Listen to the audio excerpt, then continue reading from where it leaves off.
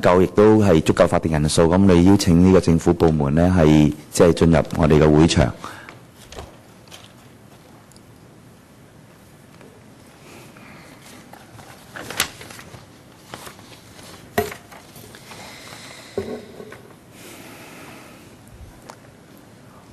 好，咁希望今日可以係完成我哋嘅法案審議。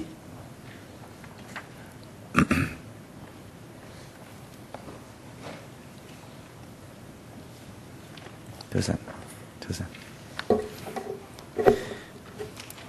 好，各位委員，我哋喺1月2號嘅會議上邊呢，就我哋見過團體代表嘅，亦都聽咗係團體代表對於係法案嘅意見嚇。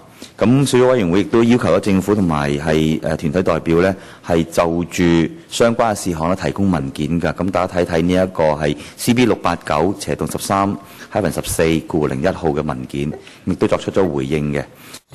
689/01. On the 8th of January, we received from two bodies, Environmental Contractors Management Association and Hong Kong Waste Disposal Industry Association Limited.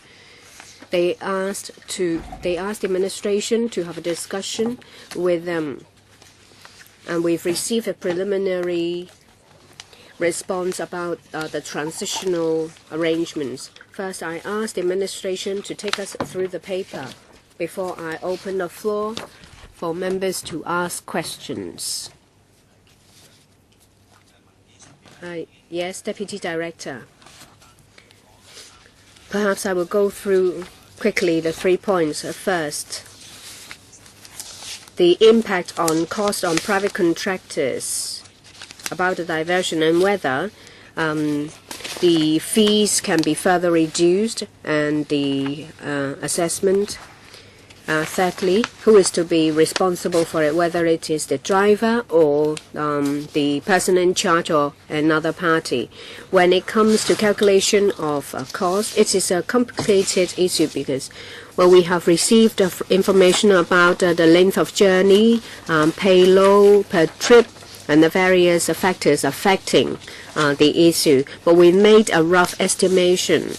In response to members' suggestion, we used a 5 tons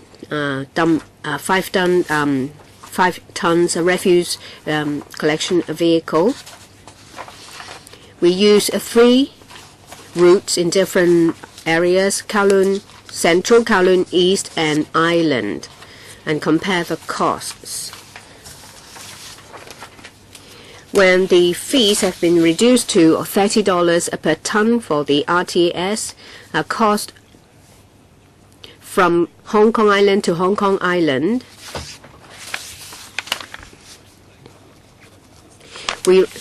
the cost will be reduced by $6 per ton compared with transportation to Southeast landfill in the new territories. That includes fuel charges and toll fees.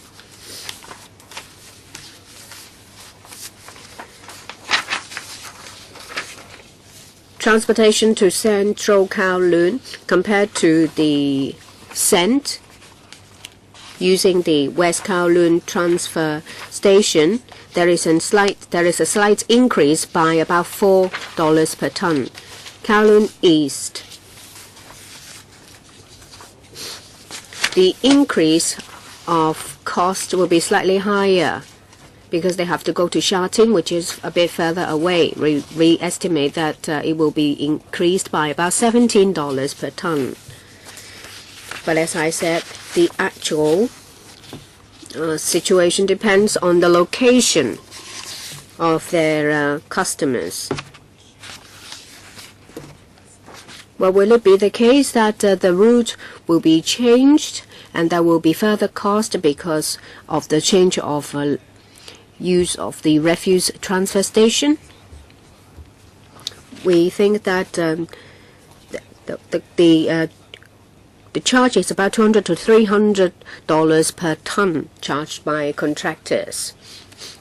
And if the if the amount received is about $200 per ton, the increase on cost will be about 8.5%. For those contractors charging a little bit lower, the increase of cost will not exceed over 10%.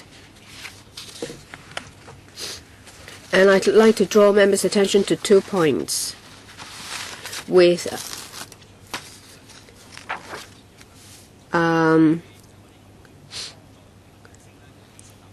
the change of RTS, we will put in place certain measures to improve the quality, to reduce the impact on their customers and residents. We can take the opportunity of the proposal to improve the situation and the environment. We estimate that with the current utilization at the end of the year, capacity will be full, so the landfill will be closed. So sand will be closed, and the waste will have to go to other places. The current proposal will be effective when it comes to helping contractors to make preparations. Some people asked for a further reduction of the charges of the fees. We cannot further reduce it because it will deviate from the polluter pays principle.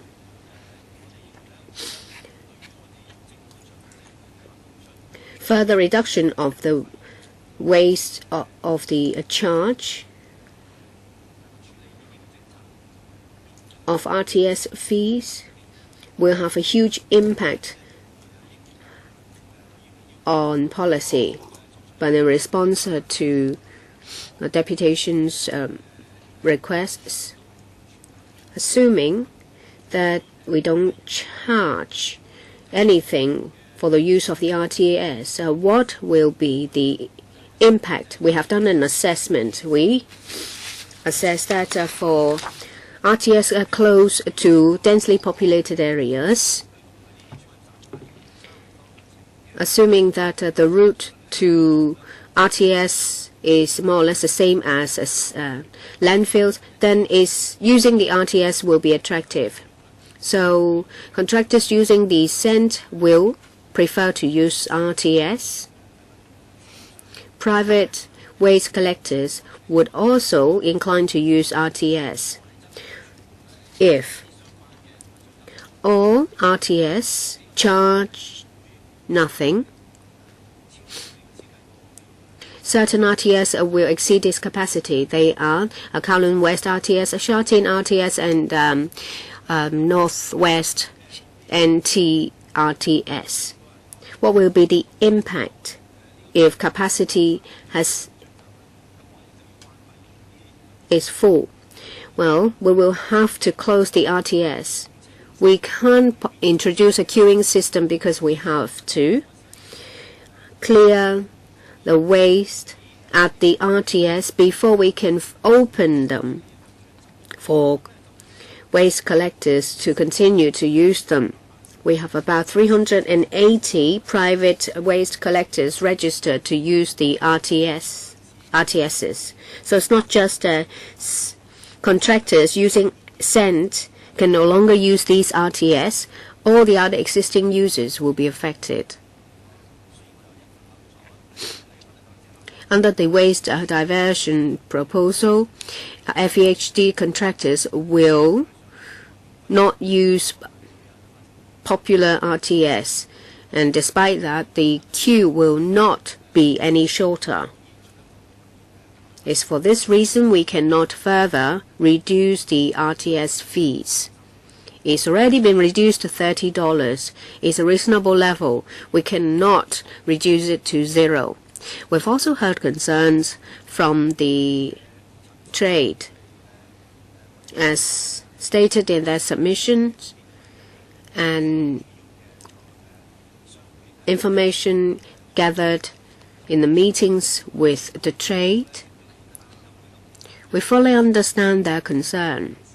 One of their concerns is the lack of time to make preparations. We can further negotiate on that. We can provide a transitional period of at least 12 months. So when the regulation is enacted, we will give them at least 12 months to make preparations.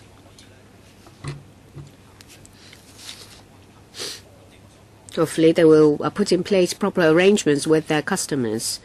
And as I said, the cost implication is not the same for everyone. Some of them will see cost reduced, while others will see cost increased, and they need time to discuss about arrangements with customers. We will mount a publicity campaign to make the public better understand the impact on waste collection trade. We're prepared to do this with trade associations and the trade, government departments, management companies, trade associations will exchange views with us.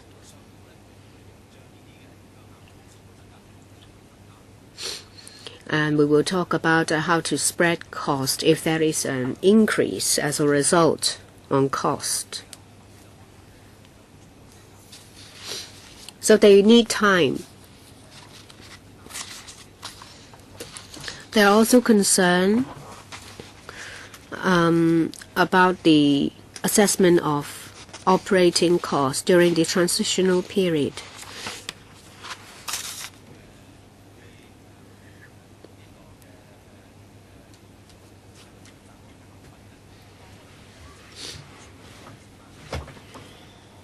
Well, after the FEHD contractors are diverted elsewhere, there will be spare capacity for private collectors to use the RTS. We will first introduce the reduction of fees.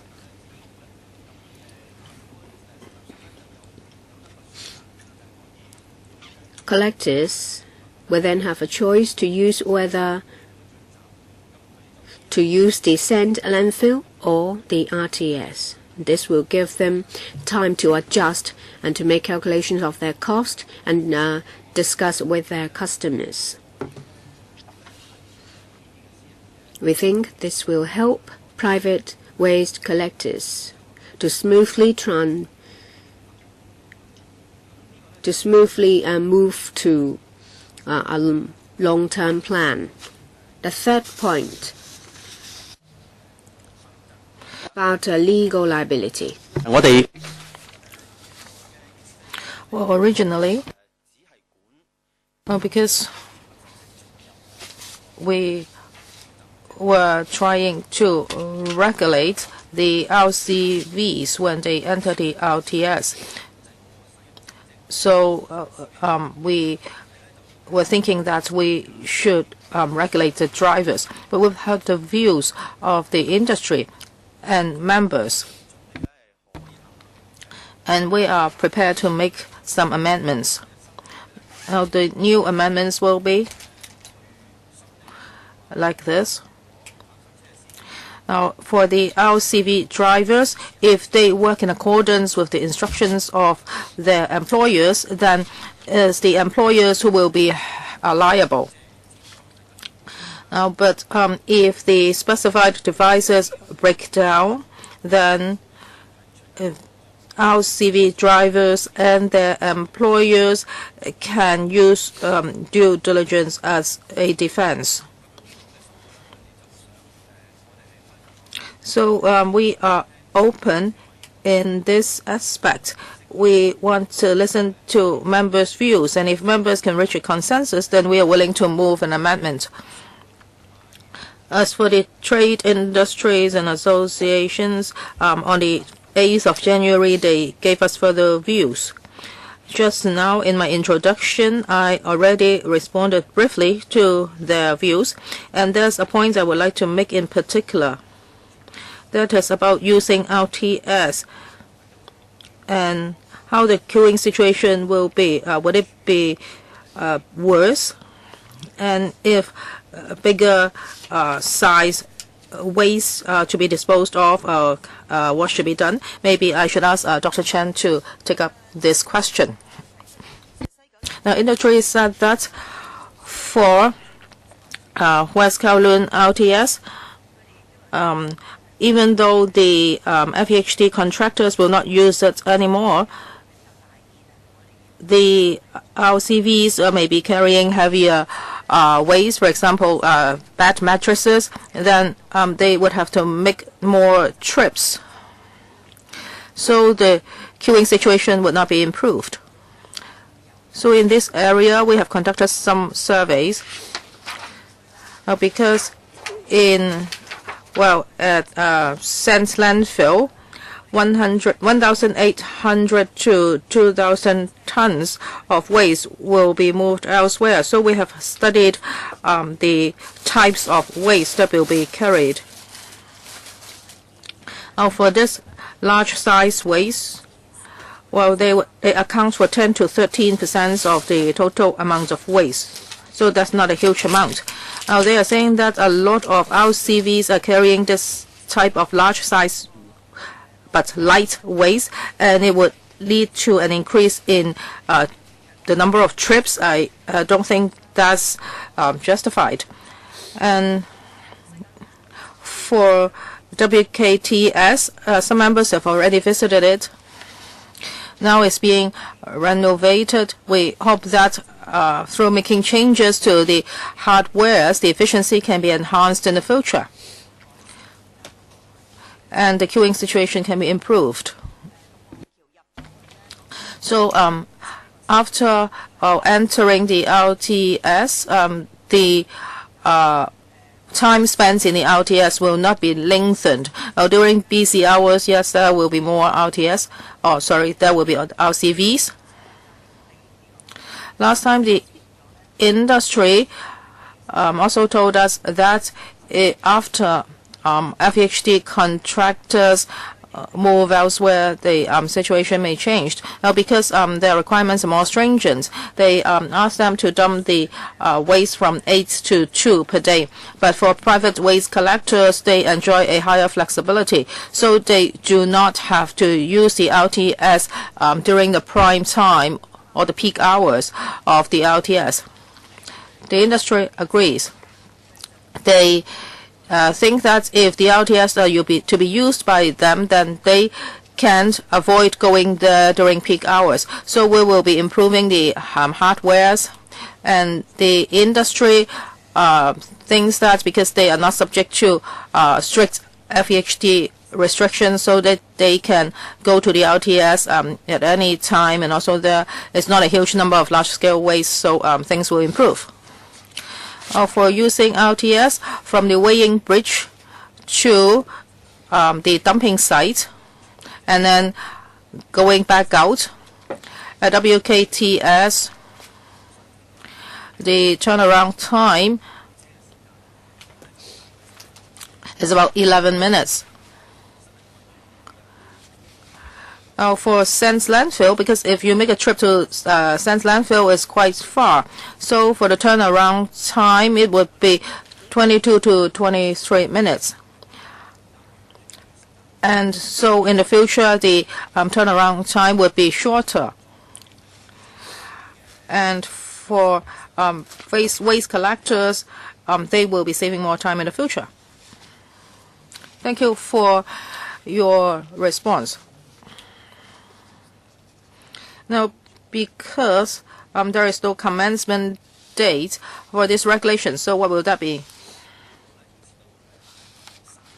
Well, because these three things are involved. First, retrofitting the LCVs. So we have to wait for all the LCVs to be retrofitted because these regulations will come into effect. So we will have to monitor the progress of the retrofitting. We think that by the first quarter of 2015, all the LCVs will have been retrofitted. As for diversion, that is, Shangquan Old Landfill will not be receiving municipal solid waste anymore. Now we will have to see whether the extension application of the Sands landfill will be approved. And also we will have to look at the FEHD waste collectors. Now if they are diverted to more remote RTS, then we will have to look at a number of factors. That is, when the FEHD contractors can be diverted. Now, we will provide a transitional period of at least 12 months. As for the RTS fee reduction, once the FEHD waste collectors are diverted elsewhere and there is enough capacity at RTS for private waste collectors, the relevant measure will take place. Now, these may be earlier than the Sands landfill. So we have a two-pronged approach, and it's easier for the industry to be adapted to the new practice. So there are three ways of doing it. But for retrofitting, and it will be later, and for Sand landfill to stop receiving the MSW, it will also be later. I would like to thank the administration for its detailed explanation. I have talked to the industry about the fee, and there are several points. Well, under A, you say that you do not agree that the fee be waived because this is against the principle of polluters pay. No, actually, we've talked about this. Actually, the government has charged already is the rate, so you cannot say that you have not charged. I've heard the industry that, well, for each vehicle, you say that it's about 5 tons, and if you use compaction, then it's 10 tons. So $30 per ton per day, they would have to pay $900 because there will be 3 trips per day. And now the profits is about $20,000. So if they cannot recover the cost, it's like working for nothing. So they think this is a big problem, and for those RCVs that are operating independently, this is even more difficult. And on page 3, you say that you will give enough time to them. That's 12 months. But is that after the commencement of the amended regulation? Now, if after 1 year the amended regulation comes into operation, then during the transitional period, they can still go to the RTS. Everything will be the same. But within this year, well theoretically, they will be given enough time. So upon the contract renewal, they would negotiate with the contract purchaser for newer arrangements. So timing is very important because in the past they didn't have to pay and now they have to pay, but in the contracts they are not refunded this fee, so they would have to pay that fee themselves. As for liability, I think that the owner of the RCV should be reliable. Well, if I'm the driver, I'm just an employee. So the responsibility or the liability should lie with the employer. I agree to that. And also there can be a defense because the specified devices malfunction. I also agree to that. Now, I will ask some of the questions first. Now, first, for the 12 months transitional period, now, after these regulations are approved, we will start counting. But these regulations will not commence automatically. So after 12 months, if we think that everything is okay, then we will come back to the electrical for a commencement date. If members think that the commencement date should be later, we can also consider that. Now, if the ancillary facilities are not in place, the regulations will not commence. No matter whether it's private or FEHD waste collectors, they are very important. So we cannot tolerate any mistake. Now, we do not want to affect the people in Hong Kong. So the regulations will not just commence, but we need a date anyway. As for liability, this time around, we are considering whether the driver or the employer should be liable, but we have not thought about LCV owner. So for an LCV to run on the streets without specified devices, it is not against the law. But if an LCV enters an LTS, if it does not have a metal tailgate cover or a wastewater sump tank, then it will be breaching the law. So when it's running on the streets, there is no problem. And for the employer that employs this driver, the employer provides an LCV to the driver, and he instructs the driver to go into a landfill, and he knows that the LCV has not been retrofitted, then we think that the employer should be liable. Now, the LCV owner may not be the employer, so we think that the employer should be liable instead. Now, maybe on the road there's an accident and the LCV collided and the special devices are damaged. Then when it reaches the LTS, the specified devices are not in good working condition, then this can be used as a defense. But of course, if he does not repair the specified devices and it repeatedly goes to the LTS like that, then that's another issue. Now, we are using 5 tons for calculation now. This is according to the landfill records. Now, for the Sands landfill, when private waste electors enter it, we have a record. So most of them would carry about 5 tons. But we are not just multiplying 5 tons by 3 trips. We will also look at the length of the haulage and the gas cost. And if it's on Hong Kong Island, then they would have saved the tunnel fee, tunnel toll, etc. Yes, I understand all these calculations, but I've heard from the industry, and they have different type of calculation. You say that only a dozen percent will be a factor, but they say that, well, for the independent LCVs, they will be out of business. Only the big companies will be able to do it. So on the whole, LCVs will still be able to survive, but for independent LCVs or LCVs that are operating independently, then they will face a big problem. I would like to thank you for telling me the difference between LCV owners and employers.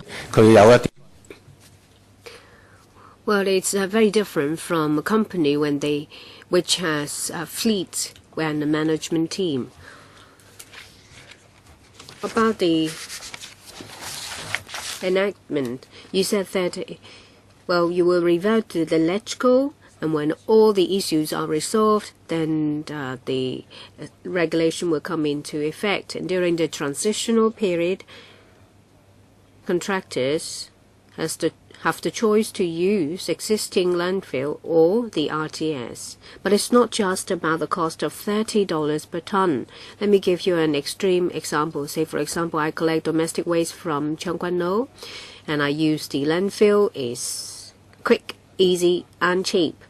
But after the enactment, I will have to drive to Sha Tin to an RTS before I make a return trip. We're talking about time and fuel cost. And these will be reflected in the waste collection charge, and it won't be just $30. And of course, if you give them a choice, they will continue to use the landfill. So if you say that you will liaise with the trade, and when it is at the right time, you will come back to LegCo to enact the regulation, then it's fine. What I'm afraid is that they have yet to finalize the new contract, and then there will be an increase in price. And of course, if it's not to their advantage, they will wait until the law is effective. So please understand that they are facing difficulties because it takes them time to negotiate the increase in price.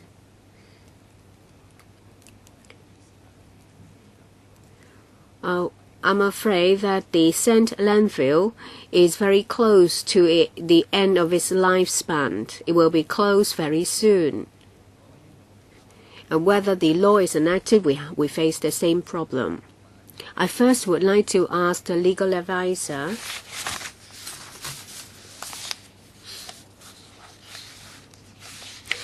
to give us her views. Well, I asked a question about the change.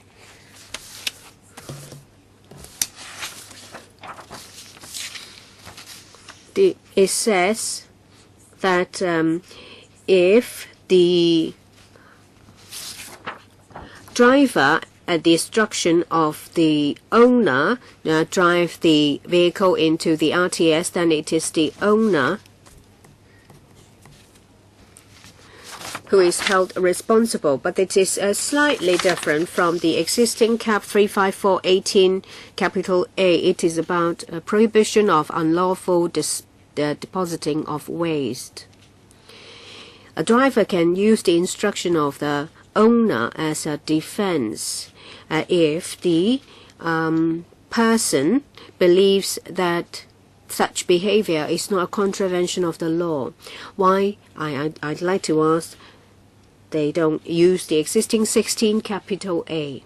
We have taken reference from 16 capital A. We have added 16 capital B in the amendment of the Waste Disposal Ordinance. 16 capital B is about the depositing of a general waste. And for this one is specifically referring to the use of refuse collection vehicle. We've taken out the most irrelevant element, and it's reflected here. If the driver is acting purely on the instruction of the employer, then the employer will be held reliable because the driver is only an employee in the waste collection trade. We hope that in this way it will be clearer in the reflection of our policy intent. Miss Emily Lau, I'm not very sure about the fees. In under B, there are a lot of numbers. There's a reduction to $30 per ton, and there is a reduction of $6 for Hong Kong Island, but for Kowloon there is an increase of $4. Can you give us a table to better illustrate this?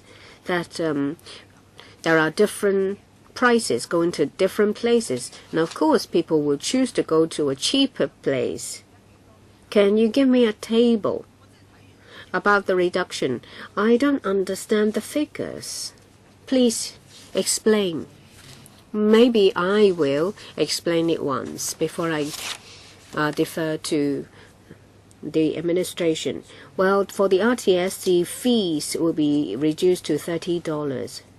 And well, there are other fees incurred, say for example, fuel charges, toll fees if you if you use the existing facilities. Well, if the waste diversion plan is put in place, then people who are using the Changkwon O landfill will lose out a lot. There are different routes used by contractors. The size of the loads are different because we charge by volume. We can only give a rough estimate. Taking the example of a 5-ton refuse collection vehicle, is fully loaded and it uses the route of from Hong Kong Island to New Territories landfill. They will have to pay toll fees and fuel charges. With the waste diversion plan, they can't go to a sent landfill, so they have to divert to Island East, Island or Island West RTS. Say they use Island RTS, there is a shorter route. They can save on fuel cost and toll fees, but they have to pay $30 per ton. For a 5-ton truck, they have to pay $150. And in the end, we work out that they will save about $6 per ton. For Kowloon Central and Kowloon East, we adopt the same method of calculation. Well, I don't know whether the trade will share your view. We've asked you to talk to them. You've spoken to them, and they've accepted your proposals, right? On the 8th of January, the two trade associations and representative associations sent us letters. They recognize that there will be an impact. They ask for sufficient lead time and assistance from the administration. We have met with them, and they said that if this is to go ahead, then the trade and administration will have to work hand in hand in formulating a reasonable transitional period and relevant arrangements. Mr. Yik has pointed out that we should give them sufficient lead time, and we have already said that it will be done by 2 phases. When the regulation is enacted, it will not be effective immediately. We promise that there will be a 12-month transitional period. When all the measures are in place and issues resolved, then the regulation will be implemented. A reduction of $6 using your calculations. But for the others, there is an increase of $17, and they still welcome it. There will be an increase in cost. Well, in any way, it's an increase. Of course, for those who will see a reduction, they will be happy. What about those who will see an increase? Are they happy with that? As I say, that there will be increase for some and decrease for others.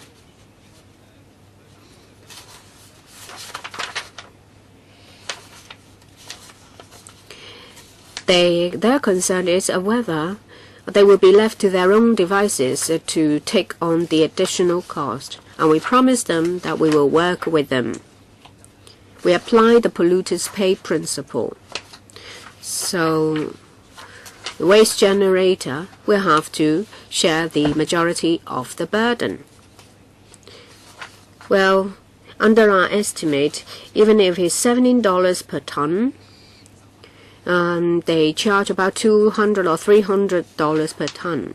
So that is their income. Say if it's $200, an increase of $17 per ton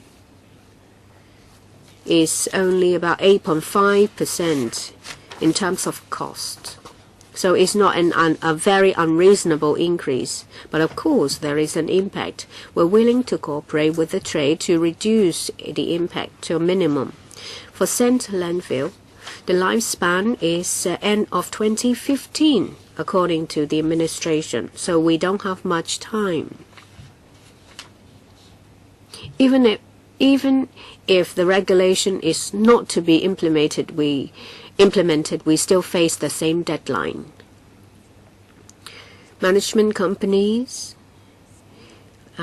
owners, corporations will have to start contract negotiations in any event. Ms. Lau, of course I agree with you. We're still consulting about the waste charging. You can't just charge using this method first. You say polluters pay principle. If the cost increases, then it will be shifted to every unit. It's just like what Mr. Yik said. It's a complicated issue. If you want to use this method to implement waste charging, just tell us. The matter itself is complicated. But what we see is that for some the cost is reduced, and for others is increased. How can we explain to the trade? And as we've heard, that some of them will be priced out.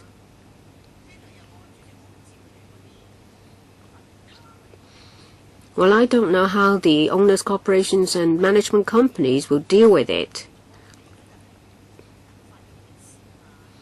We're facing a particular issue. I told you, you should try to garner support from the trade. But now, before anything happens, you ask them to take up an increase on cost.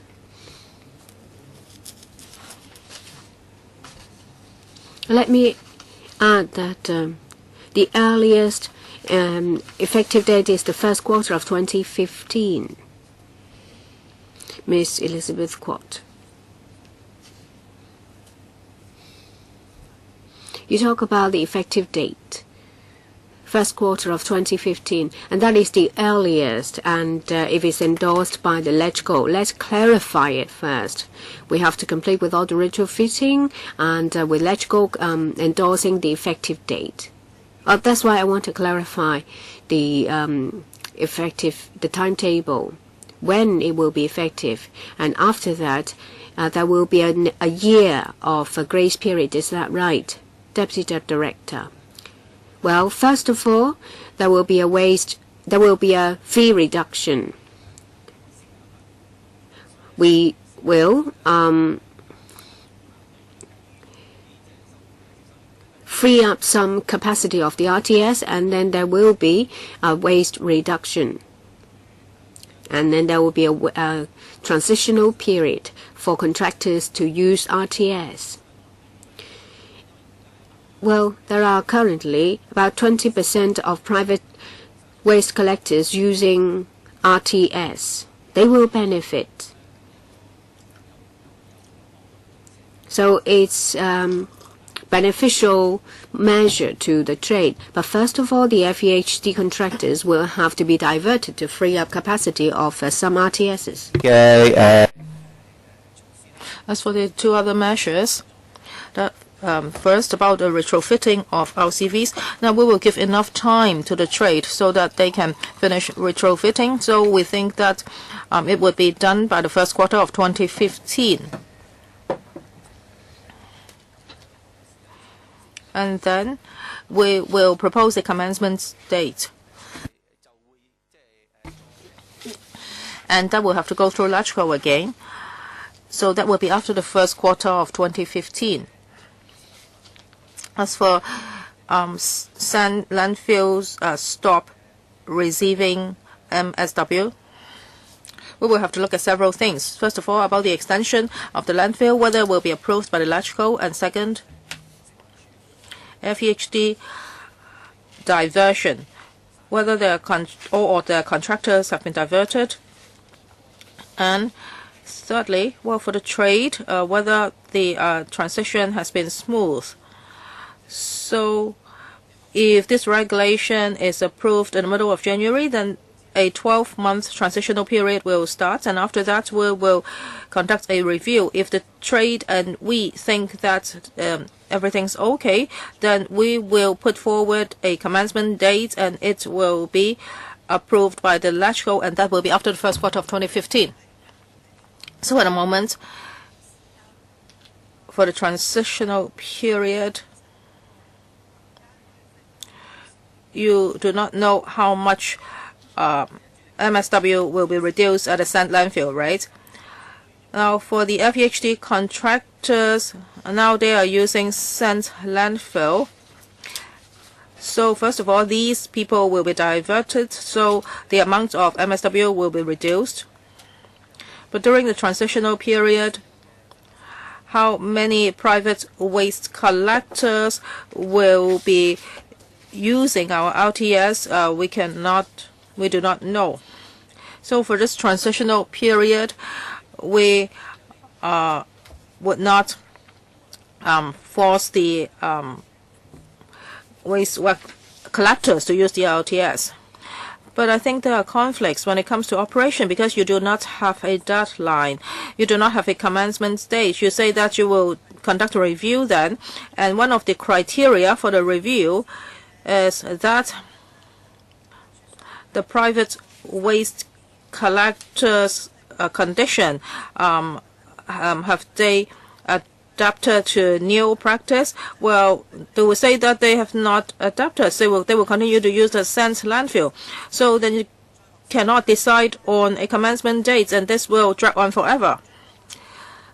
Now, if we cannot assure the Chuan residents when the sand landfill will stop receiving MSW, then we will not approve the extension of the sand landfill. You have to understand the cause and consequence of all this.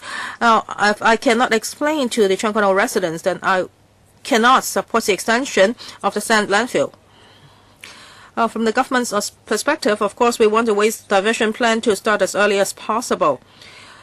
But last time we heard from the trade, and we also heard the views of members.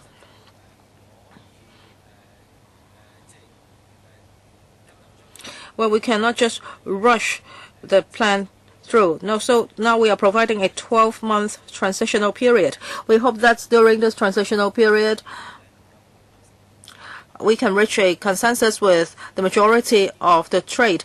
Now, if some of them insist on maintaining the status quo till the last minute, then we will have to accommodate that. But some members of the trade are willing to make the change, but they hope that during the transitional period, appropriate arrangements can be in place. And we should also be explaining to OCs, etc.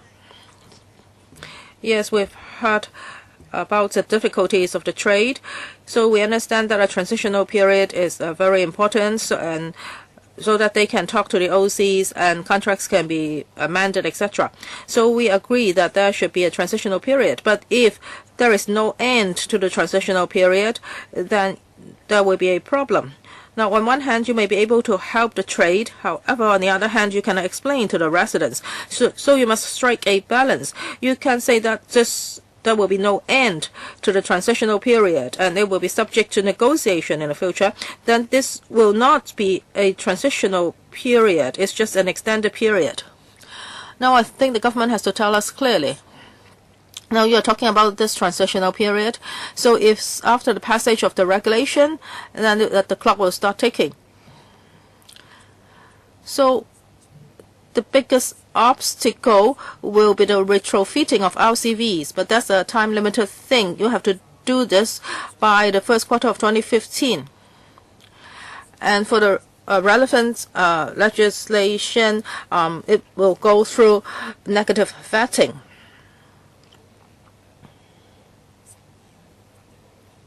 So our scrutiny cannot go on forever. So for Ms. Ko's question, I think you should explain to her clearly. I don't think it's an indefinite period. And also, since landfill has its own lifespan, its capacity will be fully used in the near future. So the trade would have to talk to OCs and property owners as early as possible. And it's about the daily refuse charge. Otherwise, this problem will appear in 2 years' time.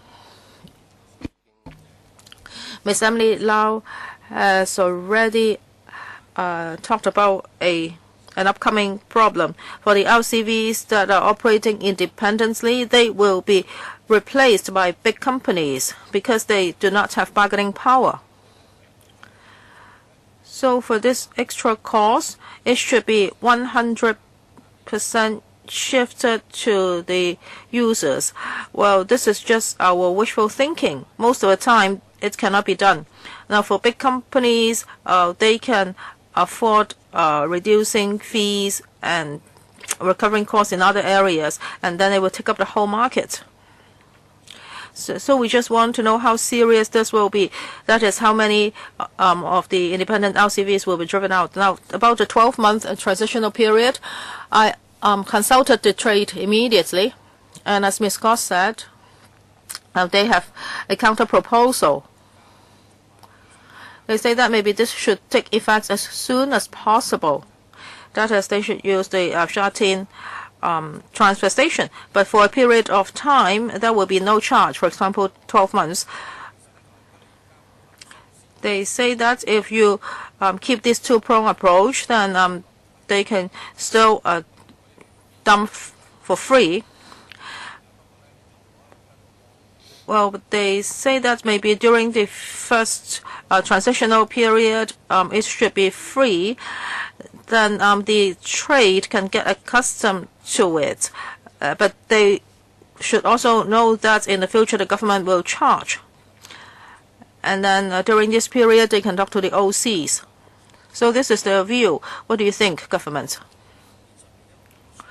Well, according to our paper's estimation, that is, if the RTS are free of charge, then the RTS will be overused. For example, a Sha Tin will be 20% overused. So for the Sense landfill private waste operators, they will be affected. Because if it's overused, then we'll have to close the RTS and to clear it before reopening it. So for private waste collectors, now we have 380 of them. They have registered to use our RTS. They are using our RTS. But if it's free and then they cannot use the RTS, then it will also have an impact on the trade. So we have to strike a balance. Now we adopt this two-pronged approach, and they can calculate the increase in cost if they change to another RTS, and at the same time, they can be diverted in an orderly manner so that no RTS will be overused. For the Sha Tin RTS, because in the past it was not open to private waste collectors. So before opening to private waste collectors, maybe there should be a trial period so that the Sha Tin so that they can get accustomed to using Sha Tin RTS. They will know where they should go and which weighing bridge they should use, etc. So there can be a free period, but for operation course, we think we should keep that. Otherwise, there will be a long queue, and if there is a long queue, the residents living nearby will be annoyed. Well, thank you for your answer, Chairman. Well, the government just gave us an answer. Well, we are now all focusing on the Sha Tin RTS. I hope the administration will tell the trade about that. Well, you were right. So Sha Tin RTS was not open, and you are going to open it, so you will know the difference. And originally, they didn't drive to that district. So if they drive an LCV to the district, it will cost fuel and it will be longer haulage. So the incentive will not be that high. So you have to talk to the trade. Yes, that's the arrangement about the shut-in LTS. Chairman, my question is similar to that of Mr. Yik. Just now the government has given us an answer, and a trial period may be an expedient measure. But how long will that period be? And also, for FEHD contractors pulling out, now is there a timetable for that? Because if they do not pull out, then they will affect the use of LTS by private waste collectors. Now, in the coming 12 months, the FEHD would have to complete the change. Now, they will have to talk to their existing contractors, and the contractors may have to change their routes, etc., so that the contracts would have to be revised. So in the coming 12 months, they would have to finish their negotiation with the contractors. Members, any other questions? Ms. Court? Now, if you are doing this, so it's almost like charging MSW. It's charging MSW in disguise because you are increasing the cost of their operation. Now, for MSWs that are being delivered to the sand landfill, over half of them are commercial and industrial waste, and half of them are domestic waste. And private waste collectors are already using our LTS, but they have to consider the cost, of course. This is not a charging scheme on the grounds of quantity.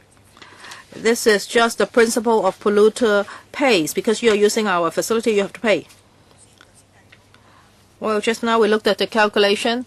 That is, each day there will be an increase of $900 per LCV, and they would have to charge the OCs, and the OCs will charge the households. So if it's household MSW, and if it's commercial MSW, they will also charge the businessmen. So, how much do you think the waste charge will be increased? Well, we can estimate that. It depends on the haulage, it depends on the location, it depends on a lot of factors.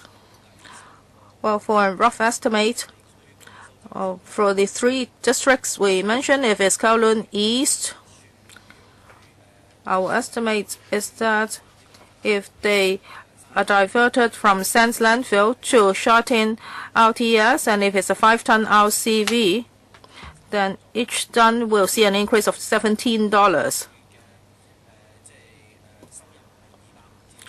Now, if the income is $200 to $300 per ton, then it would account for 8 to a dozen percent. For waste charging is a huge topic. I don't think we should discuss that in details now. I'm not talking about that. I'm talking about this, the impact of this change on the residents. Now, it will take effect after March 2015. That is, by that time, operators will have no choice. That will be after the March of 2015. So during period, there will be a lot of commercial considerations. And for Sands landfill, theoretically, its capacity will be saturated by the end of 2015. So the operators would have to talk to the OCs. In the future, what will the waste collection fees be like? So it is not just about these regulations. Well, I think the administration has already said that they cannot give an exact estimate. Well, here we have the regulation, proposed regulation. Last time we have completed the clause by clause. The administration, at the request of members, agreed to an amendment and is tabled in front of us. The legal advisor has given her view and asked why there is a difference with the existing provision. The administration explained that they have taken into account the unique characteristics of waste collection is on the basis of contracts. So they use employer as the unit.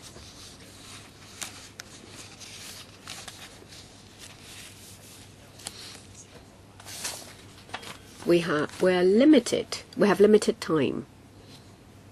I think we have to complete everything by 15th of January.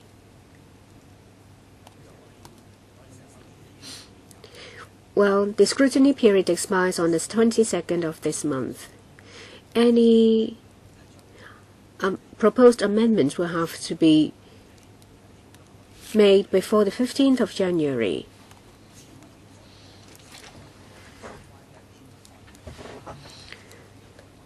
All concerns and comments are recorded. I hope the administration will strive to strike a balance. Any views? No? But we'll deal with the clause by clause, especially the latest amendment. You mean we have to go through the clause by clause again?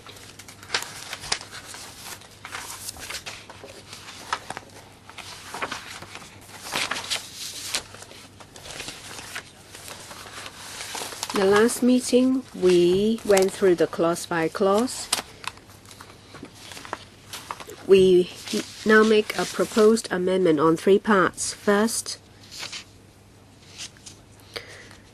in relation to the waste, the RTS, we will open the Sha-Tin RTS for public use, and there are also fees amendments.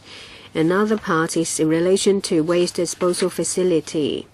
The Chiang-Kwan-No landfill, it will be designated to receive construction waste only, and there is also the point about retrofitting of RCVs. Commencement date. It will be designated by legal notice. And there are also amendments in relation to schedules.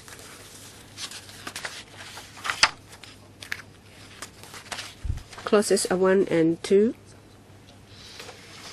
For 2 RTSs, the reduction of the fees to 30, and another one for Hong Kong Island. And in addition to the schedule to deal with the Sha-Tin RTS, the fees to be charged is $30. For Kowloon West is currently $30, so there won't be any further amendments. For the Island West, it will be a reduction from $40 to $30, and Island East the same. So when it comes to RTS, any comments about the amendments? And in relation to the disposal facility, the commencement date will be specified on a notice. And there is also the destination of receiving construction waste. They are dealt with in subsection 3 and 7. Under the existing provision, filling stations and also the other facilities, they only receive construction waste. For section 3, under section 3, Chiang-Kwan-No landfill is included for it to receive construction waste only. 7. Well, all landfills receive the same waste, domestic, construction, and industrial. It will single out the Changquan-O landfill, leaving the other two unchanged. And the Changquan-O landfill will only receive construction waste. So in relation to designated waste disposal facilities, any views? We agree with that. Section 4, Clause 4 is to add Section 3B. It deals with retrofitting of RCVs. Under 3B, it stipulates that for a vehicle equipped with devices, then they are RCVs, commonly known as RCVs. And if they have devices for loading household waste or trade waste, or compacting household waste or trade waste, then they will fall under the regulation. For these vehicles to enter RTS or landfills, they have to conform with some requirements. Well, they will have to be equipped with a metal tailgate cover and a wastewater sump tank. The construction of these two devices must be suitable for ensuring safety, for avoiding nuisance, and for preventing disruption to the operation of existing facilities. And we have already supplied the proposed guidelines to the trade. The third part. Apart from the standard requirements, the devices will have to be in good working condition.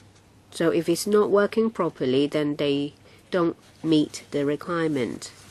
Under subsection 4, if a vehicle drives into an RTS or landfill, but the vehicle does not meet the requirements, the driver commits an offense and will be liable to a fine at level 6, which is $100,000. We introduced an amendment. Two categories of people will be held liable if the vehicle does not conform to the requirements. First, if the driver whether the driver acts on the instruction of the employer. If that is the case, the employer will have to be held liable, otherwise it's the driver. In the newly added subsection 5, there is a defense for the driver or the employer. If they have taken reasonable precautions and exercised due diligence, then there is a defense. Say, for example, mechanical malfunction or an accident during the journey. That's section 3B. 4 bracket B. What is it? In any other case. So the driver is not the owner of the vehicle. Can I ask the administration to explain again 4A and B?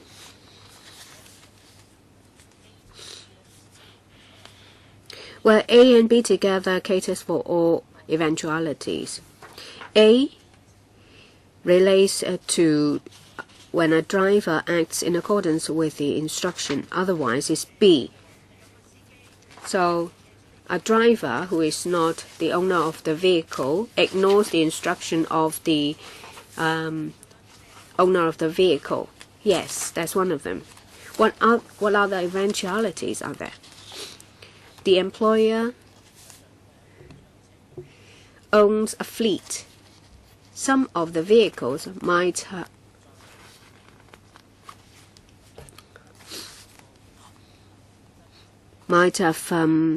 broken down, or the device is not in proper working condition.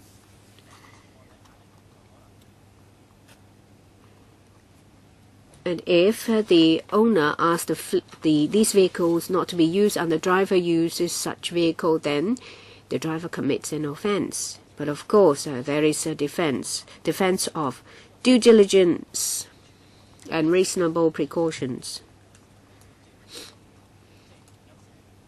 In previous discussions, there was a discussion. Well, when an employee does not receive clear instructions about which vehicle is to be used, and this provision caters for that. So this addresses your concern and it clarifies the relationship between owner of vehicle, employer, and employee.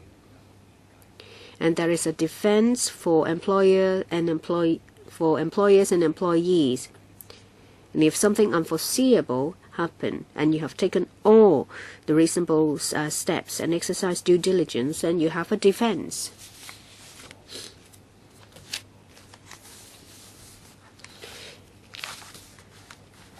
If members think that this is an acceptable approach, then we will ask the administration to introduce the proposed amendments and form part of the regulation. If you have any proposed amendments, you will have to make them before 15th of January.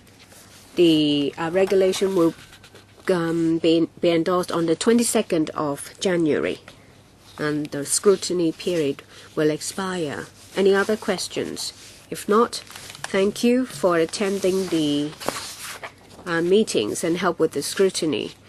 Tomorrow I will make a verbal report to the House Committee. Thank you. Thank you very much.